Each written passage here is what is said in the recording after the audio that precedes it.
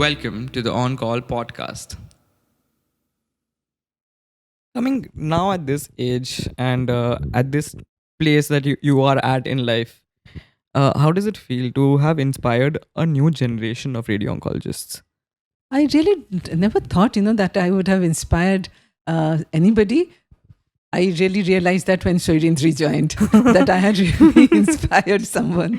So Shoindidi is my senior from college and brilliant personality, brilliant in academics. In general, just an overall brilliant, rounded personality. Yes. She's great. And when she gave her entrances, she really looked up to Swarupa ma'am, I remember. Like, she really looked up to you. And because at that time, we were all in Kolkata. We were doing our internship. We were doing, I think, final year at that time. We were just finishing final year. We'd gone on a trip together at that time. We'd gone to Shantiniketan and we were all just chilling together, and she was talking about this. And she was all set in her head. She wants to take radiation oncology, and mainly because you were accessible to her. Just because of the fact that Ashmita studied in our college and you were Ashmita's mom, and we have known you over the years because of doing so many events. Yes. And just the impact you've made by not even like you probably at that time you hadn't spent like more than 2 or 3 hours of talking time with us. No, not But even then, like just that impact of you had reached Shoindidi so much and it affected her so much. She made a life decision based on it. Yes, I was surprised. She was And do you know how I met sure. Shoirindri? Through Ashmita. No. Then? When I was looking at the options for colleges, Yes. I had already filled up ESI. She had already got ESI. Oh, I know this. Then I sent random messages on Facebook. I know. And that is how Shoirindri was the one. She replied. Yes. Then Soparno Sarkar, he had Yes, replied. yes. I remember all. Then Diparuti Mondal. Deparati. These three were the people who responded. My And that is how God. Shoirindri. And she spent, I asked her that I want to speak to you before I actually sent her to the college. She gave so much time at night. She called, I called her. She's a brilliant person to talk to. She talked to me for such a long length of time.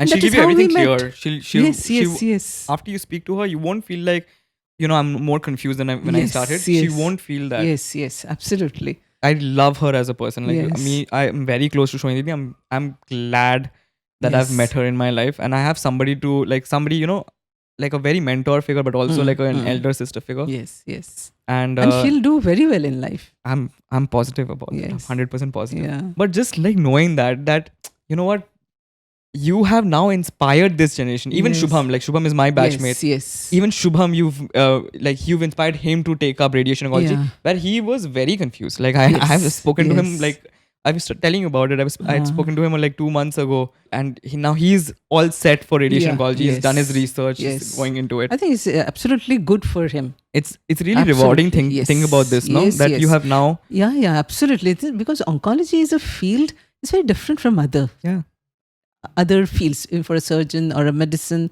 oncology is different because these patients, they glue to you because they will not be seen by anyone. No. So the whole family, they get connected. So a patient not only for his lifespan, but for the entire generation. Also, suppose a patient is doing well, if he has been diagnosed at stage 2. Yes. So he lives for another 20 years, 20 15 years. So that person that long, he will not go anywhere.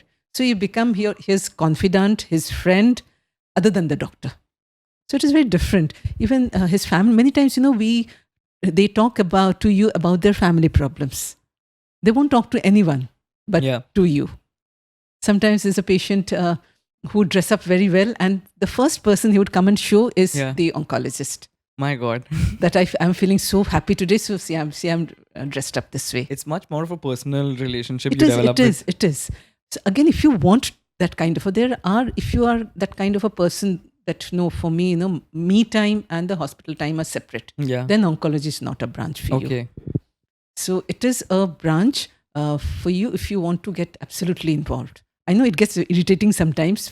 It does. Because does, patients are patients. Not all patients are, not just patients. Yes. Like people are people, and some people will be annoying. And they also, they have their own moods. Yeah. They have, and nowadays there are this hospital shopping. Yeah. So things may be a little, but you have to be a little patient.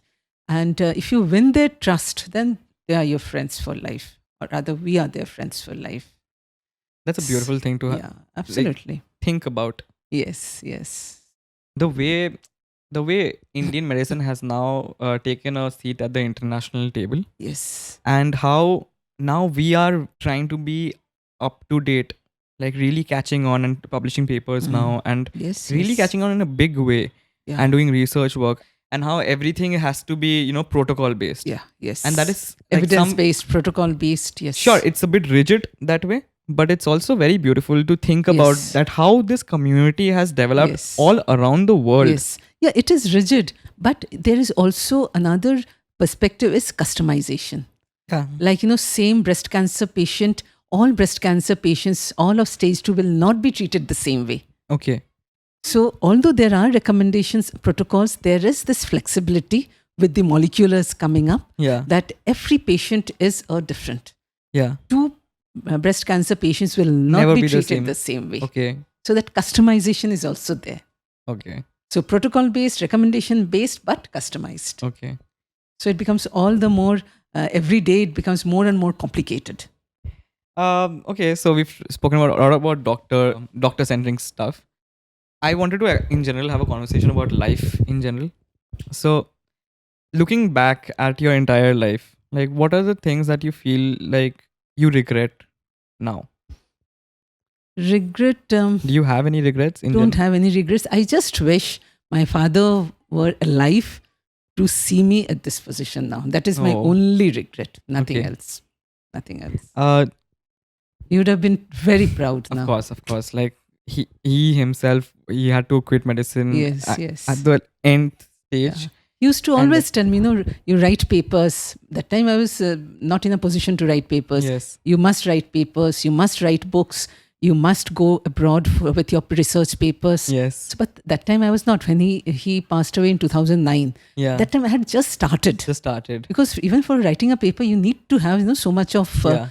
your knowledge and Yeah. your experience. Yeah. And writing a paper is not easy. Yeah, it's not easy. It takes a lot of time and a lot of your knowledge experience. So now I'm doing that so much. So, and he's not there to say. So that is the only regret I have. Had he been here, then I would have made him feel proud. Okay. Obviously, finances are a huge part of as a career option Yeah. in general. Was there any point in your life where you had to be like, okay, now I need to understand how finances work? Now, Now? now, yeah. Oh my god. Now, it's because I don't understand anything of finance. No? No, nothing. Don't understand anything. We ended it really quick. Yes, you all are. Yes.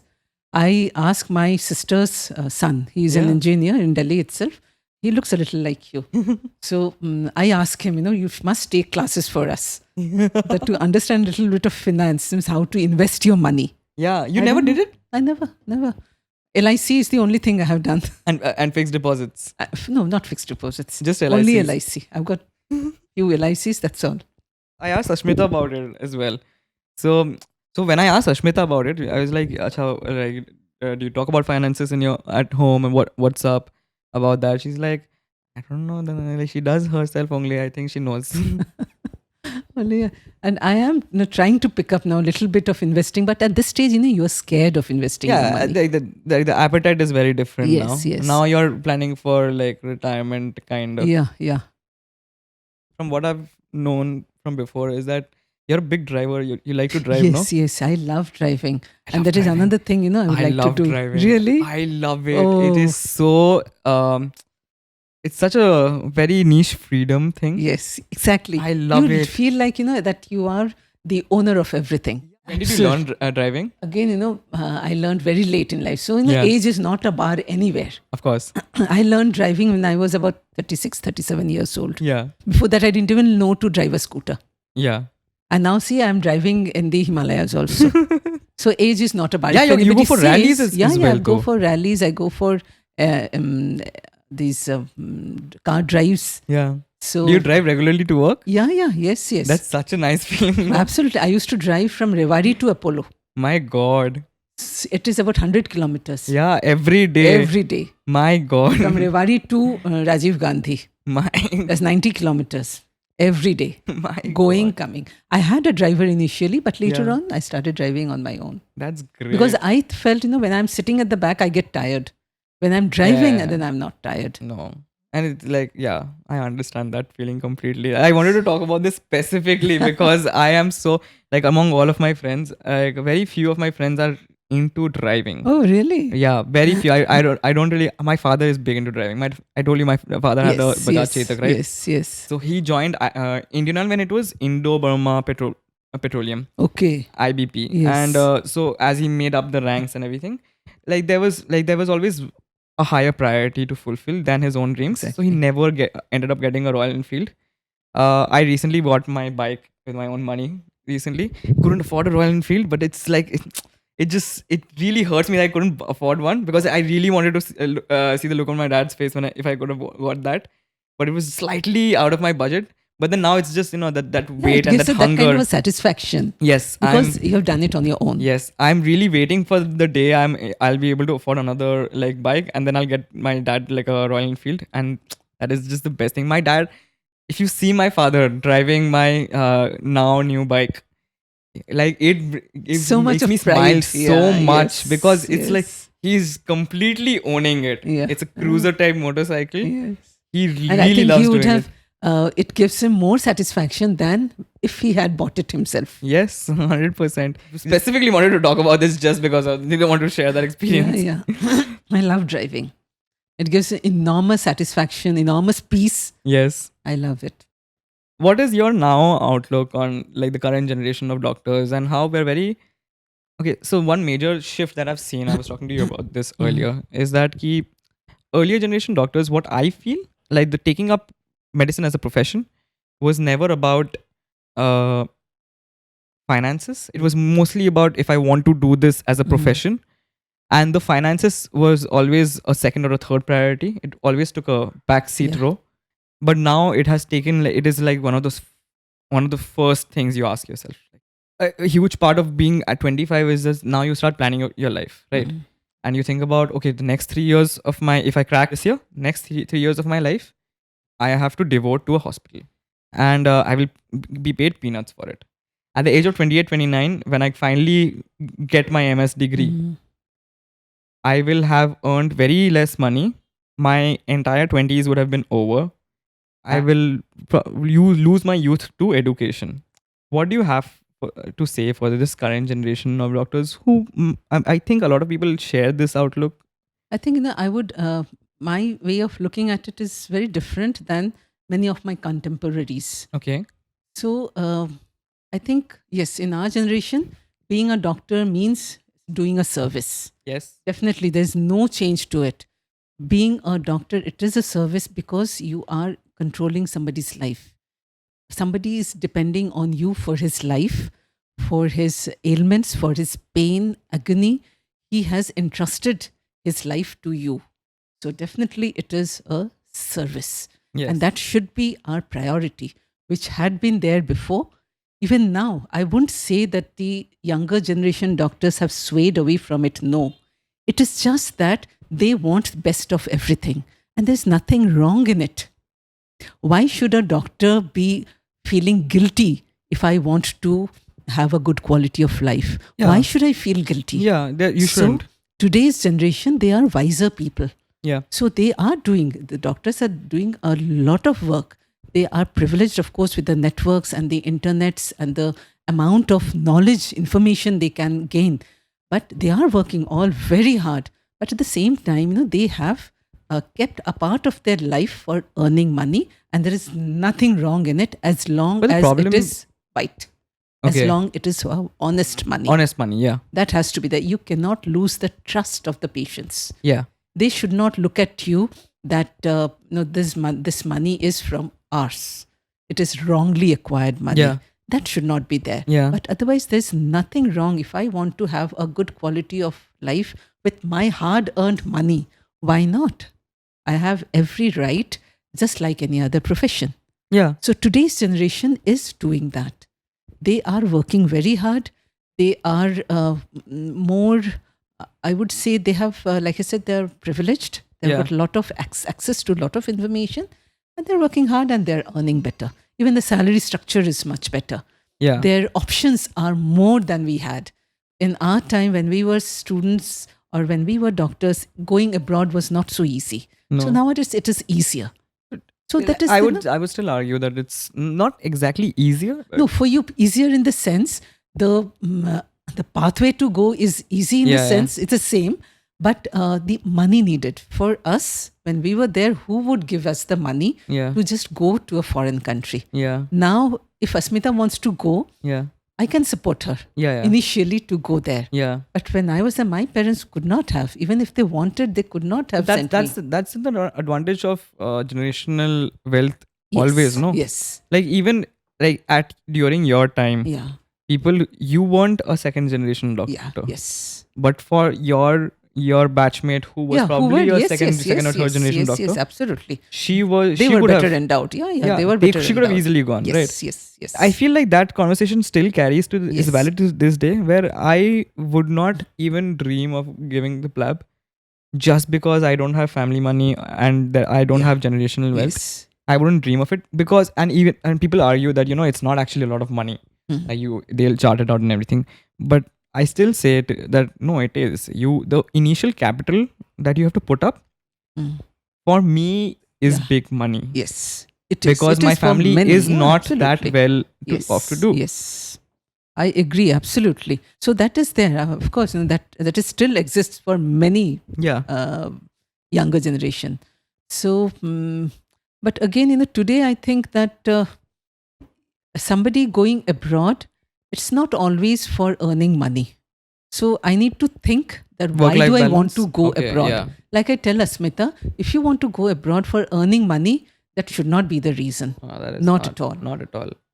I have my batchmates who had gone there. They are working in some periphery hospital, Yeah. a small primary health center, but they have a good quality of life. Yeah. The quality of life is where the difference is. Yes. So if you are going for that, that is probably not the right way, according to me. People get very attracted to this conversation where you're earning in euros. Yes. Yes. So you would obviously, when you do the basic calculation that 1 euro is equal to this much rupees, you feel like, oh my god, they're earning so much money. Yes. But it's not the same because the living cost over there is also higher. Yeah. Yes.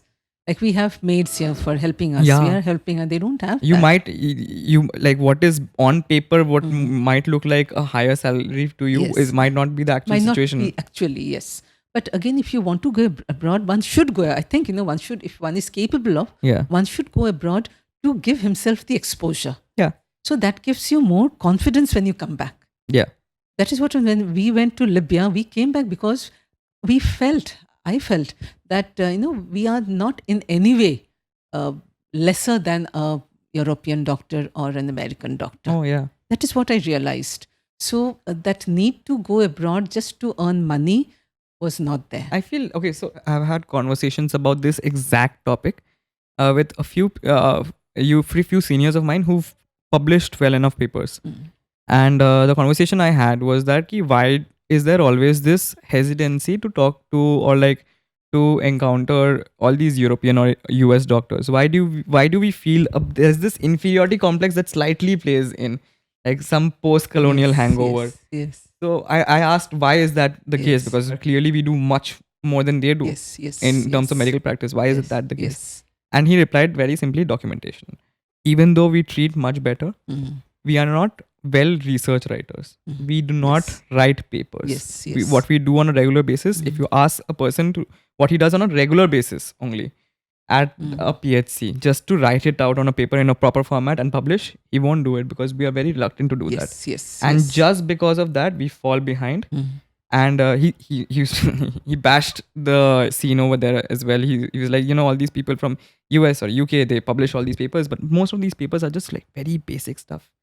Basic stuff that any medical student in India will be able to tell you. Yes. You did not need a paper to do that. But Yes. just to increase, credibility, they keep writing papers. Yes. And they have a habit of Absolutely. doing that. Yes. And we don't, and which is why we fall back, and which is why there is this post-colonial hangover in our medical field also, that we might be inferior to them, which is not the case at all. And not only that, that is there because research is not given so much importance. It- Only lately, Yeah. recently, Now the government it has is come up. giving. It is Now giving it has come up in a big importance, way, yes. where But when CMEs we and were there, everything. we didn't know anything of statistics, medicals, and we never heard of them. No. So, but now they are giving a lot of importance to research. But it's not only the research which makes us feel inferior to them. It is also the color. Oh, White, yeah. they know better. We take it for granted. That- Somebody who has come from USA knows better. Yes. It is so wrong. It is not Yeah. so. That is why that is why I said Did that. you ever you've been abroad to give Yes. speeches, right? Yes. So did you ever feel that somewhere it clicked somewhere just before No. going out on Initial. stage? That is why I said that you need to go abroad just to break that hitch within Oh, okay. you. Yeah. That you will know that you are at par with them. If What not was your better. experience? Where did you go? What was your The experience first one I had gone. My first foreign speech was in Melbourne, like? Australia. Melbourne. Okay. So that is where I thought very hesitatingly I sent forth my paper, Yeah. knowing very well that they will never accept it. Yeah. But they Even did in it. my hospital, Yeah. probably mine was the first one that somebody sent a Yeah. paper. So it was accepted, and I was so surprised at that. How it come? This was a very basic paper Yeah. on cancer cervix. How did it get accepted? Yeah. And then there, so that is the first time I met everybody on an academic platform. Okay. Nobody treated us any less. No one. It is within our own self, our lack of confidence. So when That you makes us feel. interacted with them, did you ever feel like while talking to them that, oh, okay, they might know more than I do? No, but no, not that. Not But that? everybody has their own way of practice. Yeah. So you know that they have their own way of practice. So Okay. maybe they have something better, Yeah. something new, which I can adopt. Okay. Again, I'm saying this staying in Delhi. Yeah. Yeah. But the same facilities may not be there in a small town. yeah. So At staying this in Delhi, point, you've reached like yes, a hospital where if अगर Australia में वो दवाई मिलता है तो इधर आप बोल सकते हो इंटेंट करवाने के लिए. yes, exactly. You are at that position right now to do it. Exactly. But again, there is a lag everywhere. Yeah. Like a PET scan. A PET scan is not done in USA अच्छा. because it is not in their insurance. So they don't have any papers on many papers on PET scan. PET scan, This is just an example. Okay. So whatever is not covered by their insurance, many times they don't have any papers. Okay. But we have to follow them. Okay. Why can't we Why can't we follow use us? that Yeah. us? Although this is decreasing. Yeah. But of course, there are many good things. Like, of course, technology comes earlier in their countries. So it's nothing wrong, to go and learn that and bringing it here. Many times they come, like head neck cancer, cervical cancer, they don't have many of them. They are more of Asian diseases. Yeah. So they do come here to learn about them. They do depend on us for our data. Do you have at Rajiv Gandhi Cancer Research Institute, do you have foreign candidates who come in to learn? Foreign candidates, we have from Bangladesh, we have from all these Asian countries, we have Bangladesh, then African countries. What I know is that I think Devi Shetty's hospital, which is Narayana, Yeah. right? I think they have this course where like foreign graduates from other like good like all these Western countries. I was going to say good countries because of that. They're better than us. No. So just all these Western countries, they have this course where doctors from these Western countries come down to his hospital and they learn under him. Is there such a similar program Yes, existed? we have. Fellowships we have. Yes, Acha, okay, yes. okay. But any foreign graduate will come here to learn only when that technique is not there Not in there their over there, country. yeah. So most of them, these countries would be the Asian countries Yeah. and the African countries, the Asian countries and the South Asian countries mostly. Yeah. Because otherwise USA and UK, They have no they need have to. mostly. They would come here. For the yes, practice. they do come for observing. Yes. For observing the cancers which they don't have. Yeah. I'm talking about oncology only. Yeah. Like for cervical cancer, for head neck cancer, they have never seen such cancers. Okay. Such advanced cancers they have never seen. For that, they would come. But that will be an observership. Yes. But for fellowship, for a degree, only when they, or for learning a technique, only when All the these. countries they don't have. Okay. So we have plenty from all these previous Russian countries. Yeah. And then Nepal, the South Asian countries and Arabic countries. We have plenty of fellowships. We have two. Each department has 2 seats for fellowships. Okay. And you hardly find them vacant. Okay. There's always somebody there.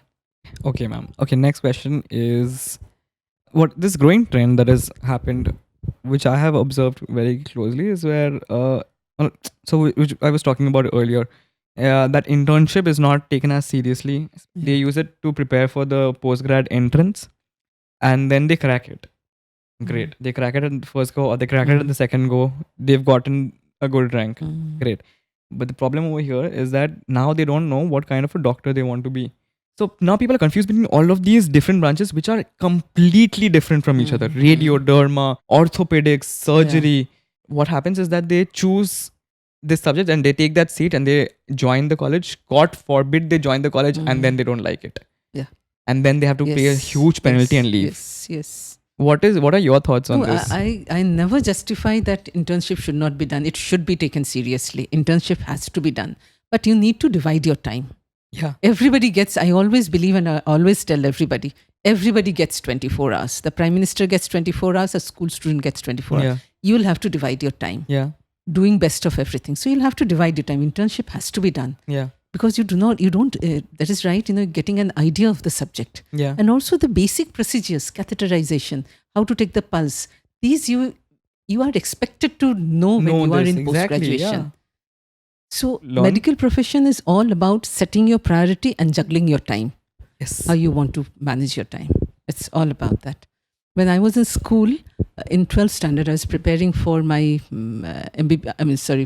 plus 2 examination. In our school, my school principal has been an idol for me. Yeah. So in 12th standard, just before the examination, he wanted us to, both of our sisters, we had learned Kathak and we were good dancers.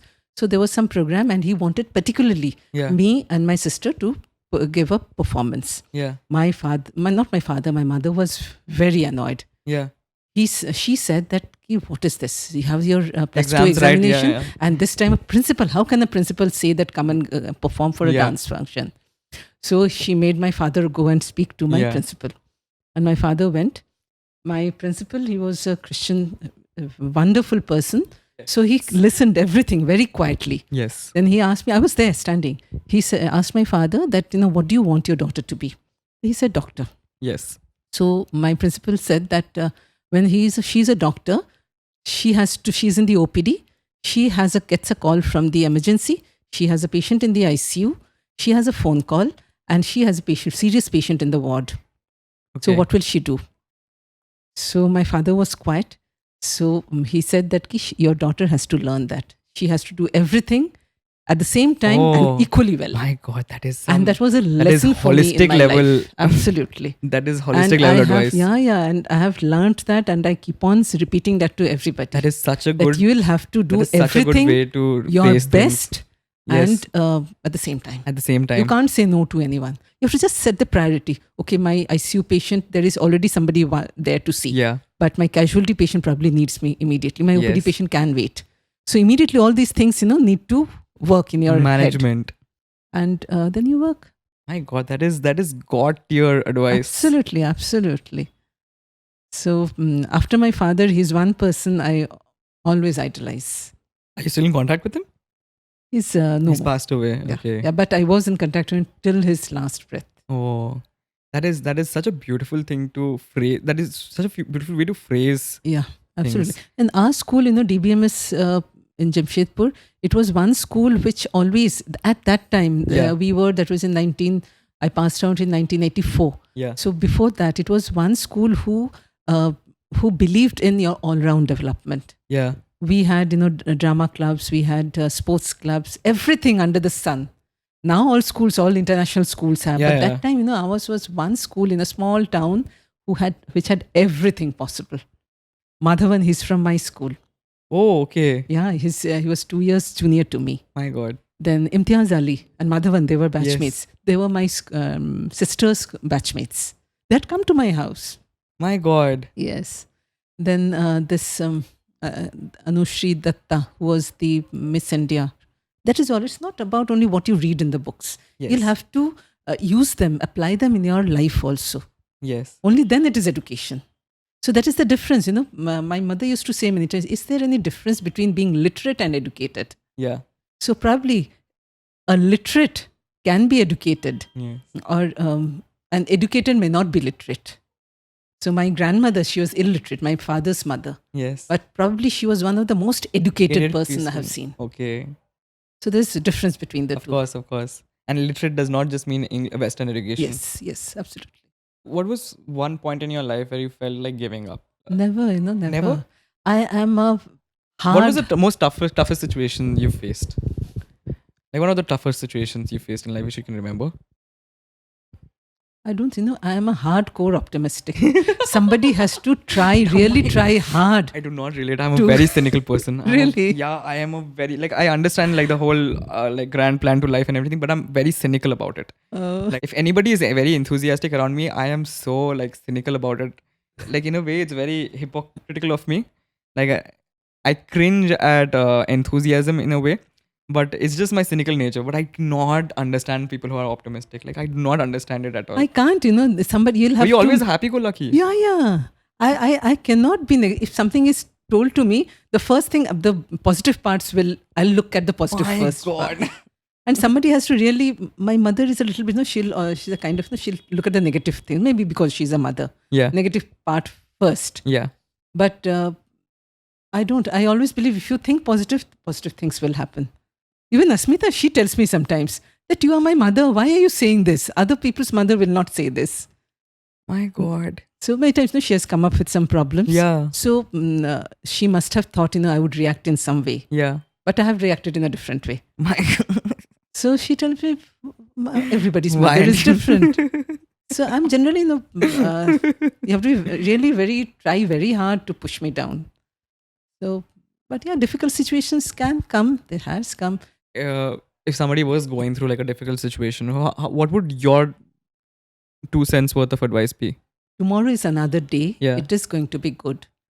Means after cloud, there is sunshine. Of course. It cannot be cloudy every time. Okay. So prepare yourself for those sunny days. Okay. Only if you are upright now, if you are positive right now, then this phase will pass. Yes. But if you destroy everything, then when the good time comes, You won't you will realize not be able to welcome that. Acha. So good and bad, it is a part of life. Everybody has good, everybody has bad. And many times you should remember there are people who are probably more unfortunate than I am. And actually you will find that there are people who are more unfortunate than we are. What are certain ideals you live by? What are certain ideals that you go through life with? Honest. Being Honesty? honest. Yeah, absolutely. Honesty to the core. Okay. So maybe, unknowingly everybody can make mistakes, but honesty, be honest to the core. If you believe in something, practice that. Has it ever like backfired? Backfired? No. Never? No, never. If I've trusted somebody, I've not been cheated. I've been very fortunate in that. Okay. Even I believe in trusting also. When my daughter, Asmita, you can ask her, throughout her growing up period, she used to live alone. We were both in hospital. When she was in the 6th standard, then she used to write diaries. Okay. So my husband used to cry and read. Yeah. Sometimes. So she God. found she found the safest place was me. Can you believe that? Yeah, Ashmita, like very like over the years as I've seen your relationship with Ashmita, Yeah. like I've always been like that is such like it's so open. Yeah, like it's it is. very trusting. Yes. And it is unlike anything I've ever seen. Like it's Yes. extremely trusting. Like Ashmita can confide in you everything. She knows that. And she knows that I won't respond in that way. I'm sure she had her own teenage rebellious phase. Yes, absolutely. But I think But like, I never needed to raise my voice. Yeah. I believe in what I actually think, practicing that. Yeah. I must have made mistakes also. I must have. That is because we are human. Ma'am, last 2 questions then. Second last question is what would your advice to be as somebody who is looking to get into radio oncology? Like what would be your advice and who should go for radio oncology? If you love interaction with people, if you think that oncology is supposed to be a very morbid branch, very depressing branch, Because that's the outlook. if you think you can instill hope Yeah. with your behavior in that person, go for oncology. If you think you can be a friend to that person, you can hold his hand throughout his life, then go for oncology. If you think you can imbibe this subject in your life, then go for oncology. Okay, that is a beautiful way to encapsulate it. Last question, of course. What would be your advice to people who have just become doctors or are just completing counseling? And what would be your advice on how to live our life as doctors here on forth for the next 20 years, 20 or 30 years, or even for the rest of our lives? One is that always, in spite of everything, there's nothing harm in having your own dreams. But we have to remember that we are, quote unquote, God to somebody. Okay. We are life providers to somebody. So whatever anybody says, Yeah. it can be a profession, it can be whatever, but we can never forget that it is a service. Okay. So we have to remember this, and this should be our priority. Honest service. Honest service. Second is that listen to your conscience. Okay. Your conscience will never misguide you. If you listen to your conscience, you cannot take a wrong step. You cannot do something dishonest. You cannot harm anybody. And third is setting up your priority. So these three things. That is a brilliant way to end it. I think that I can't think of a better ending. I think we leave it at that. Yeah. Thank you so much, ma'am. Thank you so much for doing this. Thank you. It's been a delight for me also. I think we've spoken for This is quite my some first time. podcast. Thank you and wish you all the best. Thank you so much, ma'am. Maybe somebody will come to take your podcast one day. Very unlikely, but let's hope for the Again, best. why not say yes? Yes. I will try to be less cynical as No, of today. try. I will. I will be There's less nothing, cynical. no place called try. I will. Thank you so much, ma'am. Thank you.